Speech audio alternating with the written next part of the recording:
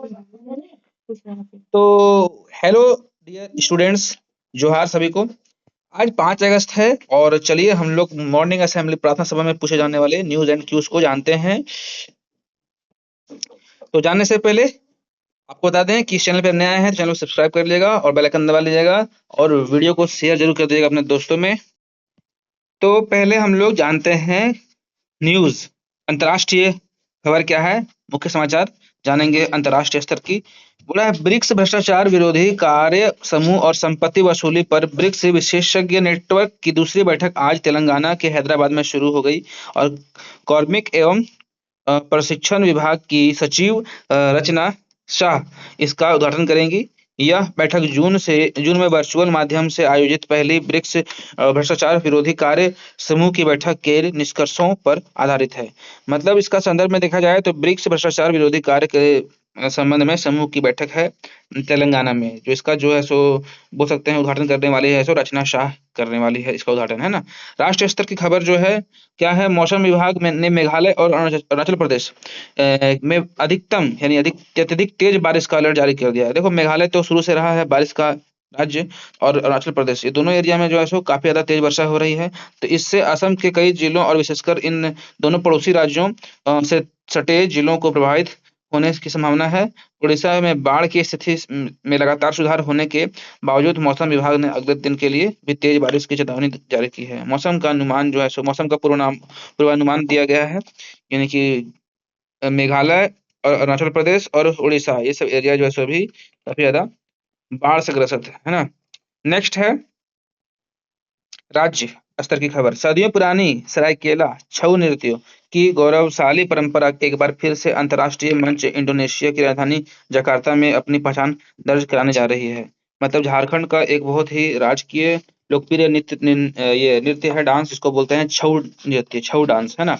ये है सो कहाँ नाचा जाएगा इस बार, इंडोनेशिया में, है ना। अंतर्राष्ट्रीय मंच इंडोनेशिया की राजधानी जकार्ता, इंडोनेशिया एक देश है, उसकी राजधानी कहाँ है, अब वो जकार्ता, जकार्ता में डांस किया जाएगा। सोचो झारखंड लेवल का डांस इंटरनेशनल लेवल पे नाचा जाने वाला है।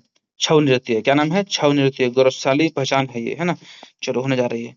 अगला है खेल जगत से। भारत के बैडमिंटन खिलाड़ी दक्षिण कोरिया में शुरू हो रहे BWF super 300 tournament Korea masters में अपने अभियान की शुरुआत करेंगे। यह टूर्नामेंट 9 अगस्त को चलेगा।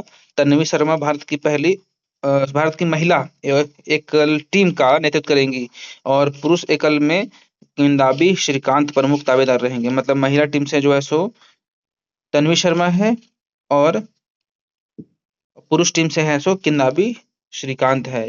ये है सो BWF टूर्नामेंट खेले जाने वाले में अभियान में इन लोग जो है सो क्या कर रहे हैं, अपना नेतृत्व कर रहे हैं, साथ दे रहे हैं अपनी टीम का। शिक्षा कैरियर टेक्नोलॉजी से क्या है कि 11 डेटा एआई, 11 डेटा एआई बोल सकते हो, लैब की मंजूरी। केंद्र सरकार ने राज्यसभा में जानकारी दी कि झारखंड के ITI और पॉलिटेक्निक कॉलेजों में 11 अत्याधुनिक डेट एंड एआई लैब्स खोली जाएंगी, जिससे युवाओं को एडवांस स्किल लर्निंग ट्रेनिंग मिलेगी। शिक्षा व तकनीक का विकास हो रहा है।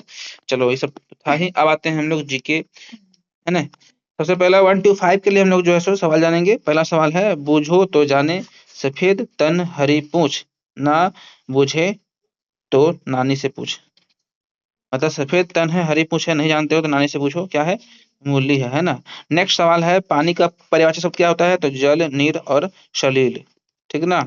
नेक्स्ट क्वेश्चन है कि बॉक्साइड नगरी के नाम से झारखंड का कौन सा जिला फेमस है, तो लोहरदगा, लोहरदगा में बॉक्साइड निकलता है। अगला सवाल है कि ये मनुष्य के शरीर में रक्त का रंग कैसा होता है, तो लाल होता है ना। अगला सवाल है कि 1 किलोग्राम में कितना ग्राम होता है, तो 1000 ग्राम होता है। 6 to 8 के लिए सवाल है। अब पहला सवाल है कि जल का रासायनिक सूत्र का नाम क्या है, मतलब H2O। और कोशिका की खोज किसने की थी, तो रॉबर्ट हुक ने की थी। नेक्स्ट सवाल है, किस महाद्वीप में देश की संख्या सबसे अधिक है, अफ्रीका, अफ्रीका कंटिनेंट में बहुत ज्यादा देश है ना। अगला सवाल है, दूध को दही में परिवर्तित करने के लिए कौन सा जीवाणु जिम्मेदार है, कौन सा जीवाणु उसको दही करता है, लैक्टोबैसिलस जीवाणु, है ना। नेक्स्ट सवाल है कि पारसनाथ पहाड़ किस जिले में अवस्थित है, तो गिरिडीह में है। नेक्स्ट सवाल 9 to 12 के लिए, भारत किस गोलार्ध में स्थित है? तो उत्तरी एवं पूर्वी गोलार्ध में। ऊर्जा का ऐसा ही मात्रक क्या है? तो जूल है। सवाल नंबर तीसरा है, स्वतंत्र भारत के प्रथम एवं अंतिम भारतीय गवर्नर जनरल कौन थे? तो चक्रवर्ती राजगोपालाचारी, है ना। नेक्स्ट क्वेश्चन है, अंतर्राष्ट्रीय T20 में सबसे तेज अर्धशतक बनाने वाले सबसे युवा खिलाड़ी कौन बने? तो वैभव सूर्यवंशी बने, है ना। ये T20 मैच में सबसे कम आयु के जो है सो खिलाड़ी है, जो कि अपना ये रिकॉर्ड बना चुके हैं, है ना, हाफ सेंचुरी का। नेक्स्ट क्वेश्चन है, वृद्ध गंगा के नाम से किस नदी को जाना जाता है? तो गोदावरी, है ना। गोदावरी को बूढ़ी गंगा भी कहा जाता है, यानी कि वृद्ध गंगा कहा जाता है। अब है प्रेरक प्रसंग, मोटिवेशनल स्पीच स्टोरी।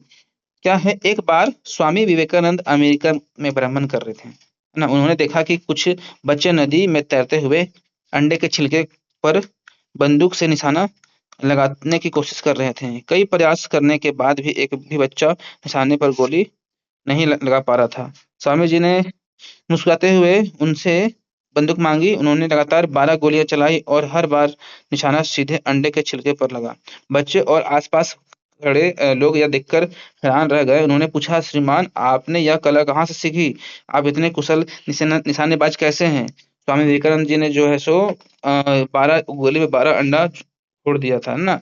तो वही पूछ रहा है कि आप इतना निशाना कहाँ से सीखे? स्वामी जी ने उत्तर दिया, तुम जो भी काम कर रहे हो उस समय अपना पूरा ध्यान केवल उसी एक काम पर लगाओ। यदि तुम निशाना लगा रहे हो तो तुम्हारा ध्यान जो है सो तुम्हारा पूरा ध्यान केवल लक्ष्य पर होना चाहिए, किसी भी चीज पर नहीं। यदि तुम पढ़ाई कर रहे हो तो केवल पाठ पर अध्ययन दो।